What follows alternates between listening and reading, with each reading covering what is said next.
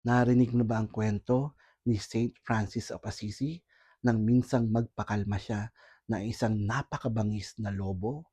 Totoo po, nangyari po ito sa isang bayan ng Gubbio kung saan may isang napakalaki at napakabangis na lobong pumapatay at naninira ng kabuhayan. Pinatawag nila si Saint Francis of Assisi upang ipagdasal na matigil na sana ito. Pinuntahan ni Saint Francis ang mabangis na lobo sa gubat at nang makita siya nito ay agad siyang nilusob at akmang kakainin siya nito.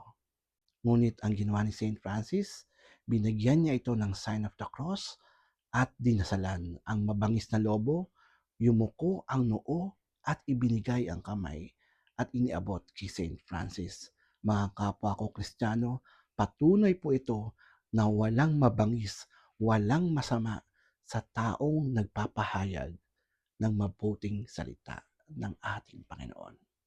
Hanggang sa muli, Brother Paul po, yan po si Kaido. God bless.